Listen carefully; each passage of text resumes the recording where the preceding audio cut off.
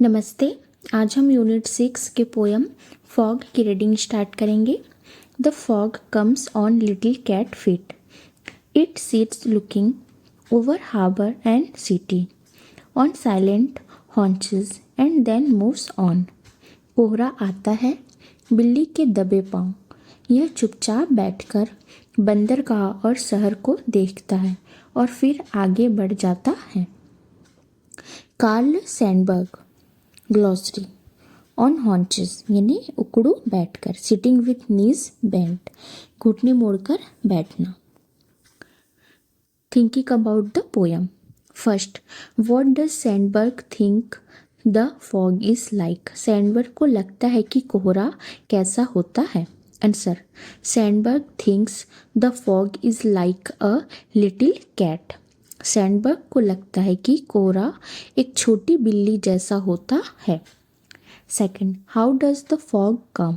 कोहरा कैसे आता है? Answer, the fog comes on little cat feet quietly and silently.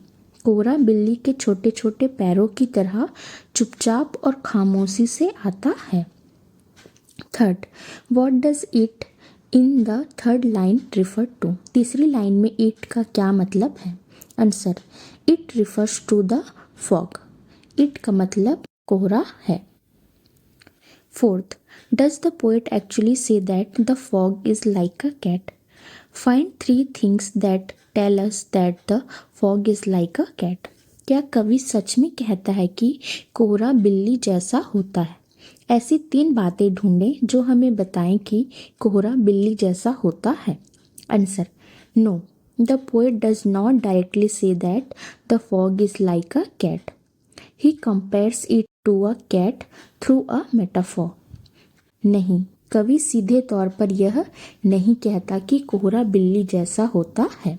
No, the poet does not directly say that the fog is like a cat. वह एक metaphor के जरिए इसकी तुलना बिल्ली से करता है। He compares it to a cat through a metaphor. 3 things that show this are. 3 बातें जो इसे दिखाती है। First, it comes on little cat feet, यह छोटी बिल्ली के पैरों पर आता है। Second, it sits looking over the harbour and city, यह बंदरगाह और शहर को देखता हुआ बैठता है। Third, it moves on silently, यह चुपचाप चलता रहता है। Second, you know that a metaphor compares two things by transferring a feature of one thing to the other. See Unit 1. आप जानते हैं कि रूपक यानी मेटाफर एक चीज की विशेषता को दूसरी चीज पर लागू करके दोनों की तुलना करता है। यूनिट 1 में देखें। First, find metaphors for the following words and complete the table below. Also try to say how they are alike. The first is done for you. नीचे दिए गए शब्दों के लिए रूपक खोजें यानी कि मेटाफर और नीचे दी गई तालिका को पूरा करें। यह भी बताने की कोशिश करें कि वे किस तरह एक दूसरे से मिलते जुलते हैं। पहला उदाहरण आपके लिए किया गया है। उससे पहले आप ये देख लीजिए कि मेटाफर क्या होता है। मेटाफर यानी कि रूपक अलंकार एक फिगर ऑफ स्पीच है। मेटाफर में हम किसी एक चीज को सीधे किसी दूसरी चीज के रूप में बताते हैं बिना लाइक या एस का इस्तेमाल किए। मेटाफर में 2 चीजों की तुलना यानी कि कंपैरिजन लाइक या एज के बिना की जाती है। Okay, for example, first, time is money, यानी यहाँ टाइम को मनी बताया गया है। यहाँ सीधे सीधे टाइम को क्या कहा गया है? मनी। मतलब समय बहुत मूल्यवान यानी कि वैल्यूएबल है। ओके, तो यहाँ पे टाइम को क्या कहा गया है? मनी। डायरेक्ट बिना लाइक या एस का इस्तेमाल किए। Second, the classroom was a जू, यानी यहाँ क्लासरूम को सीधे और सीधे जू कहा गया है यानी कि चिड़ियाघर। इसका मतलब है क्लासरूम बहुत नॉइसी और मैसी था, जैसे कि जू में होता है। ओके, नॉइसी यानी कि बहुत शोरगुल और मैसी यानी कि गंदा। Okay, third, the fog comes on little cat feet, यह आपकी पोयम्स की लाइन है। यहाँ कोहरे को यानी कि फॉग को बिल्ली के रूप में दिखाया गया है। ओके, मतलब फॉग बिल्कुल कैट की तरह चुपचाप और धीरे से आती है। ओके, अब हम अपना टेबल देख लेते हैं।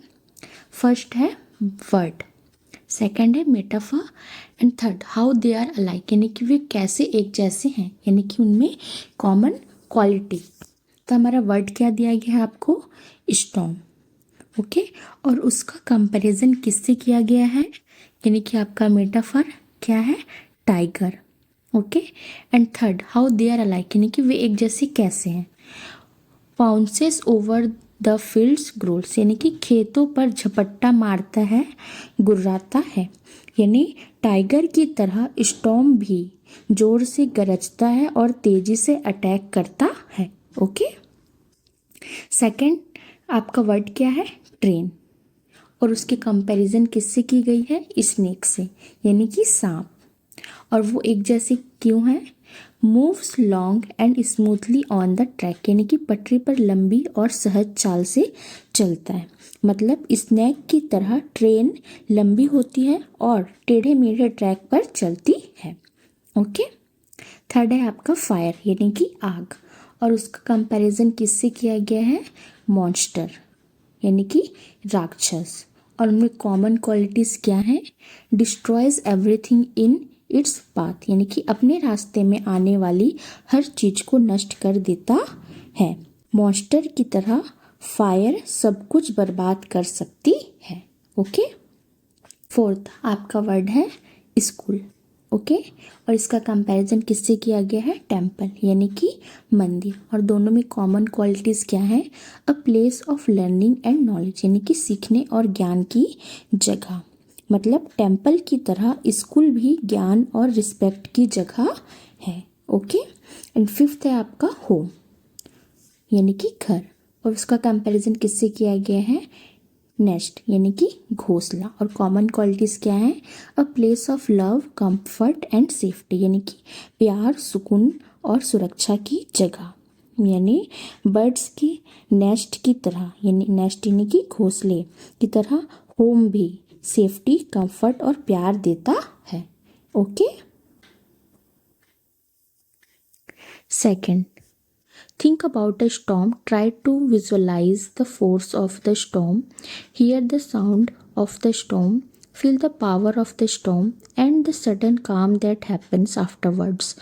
Write a poem about the storm, comparing it with an animal. तूफान के बारे में सोचें, तूफान की ताकत को देखने की कोशिश करें, तूफान की आवाज़ सुनें, तूफान की ताकत और उसके बाद अचानक होने वाली शांति को महसूस करें।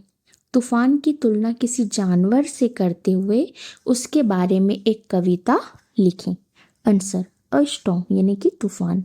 The storm is like a tiger, it lives across the fields, it roars loudly in the sky, the trees tremble with fear, then it quietly walks away living peace behind.